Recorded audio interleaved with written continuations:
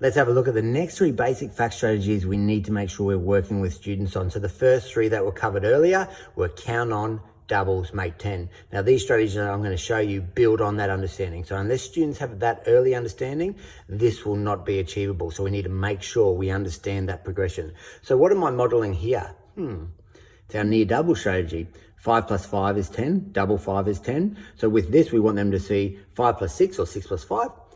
We can see our double 5 plus one more. And we do that a variety of different ways. And we'd start with the big LTD mat with the 2 10 frames, and we would talk the students through and let them find this themselves through our questioning. Then we'd get them to do this type of activity using multiple different ways of showing it. So you can have a look at our lesson plan for that. The next one, which is really, really important, that teachers are really, really good at, and a lot of students are good at this too. If I pose the question, 8 plus 5, students will go, well, how can we figure that out? Now, a lot of students would try count all. They just fall into that bad habit. So that's why teaching actual strategies is so important. We want students to be able to look at the 8 and say, hang on a second, I know 8 and 2 is my make 10. So you can see that drawing on that prior understanding and making links is super powerful. That doesn't happen through rote learning. Hashtag don't rote teach. All right, so we move this across here. We get them to break this number up to make the 10. So you can see we've moved 2 over here to make that there. So now they can see a 10 and a 3 because the 10 frame's full. They're drawing on that understanding of place value. That's 13. They're sabotaging the 3. They know that's 10. Wham, bam, thank you. By doing this over and over again, they'll get automaticity and recall, which is totally different to rote. The next one that teachers, when I run this in the workshop, really struggle with, if I pose that question, how would students solve 8 plus 5, or how would you? They do that one, but then I say, okay, there's another way of doing it. What would you do?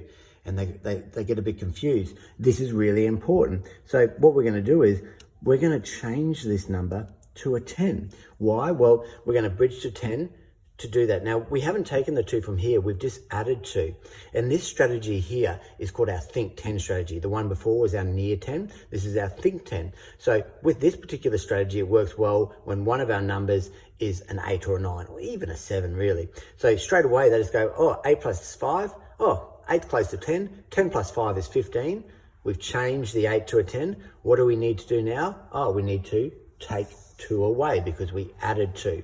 And this is important because when we do 2-digit operations, they're going to draw on all 6 of these basic facts to be able to do that. Here's an example. 38 plus 15. Oh, hang on a second. 40 plus 15 is 55. Take away 2. If we don't expose them to using this with smaller numbers, they're going to get really overwhelmed when they're doing bigger numbers. So they're the next 3 basic fact strategies that you need to make sure your students are conquering and feel comfortable with so they can move on to the 2-digit operations. We've got all these lessons on the learning portal. Jump on and have a look. Bye for now.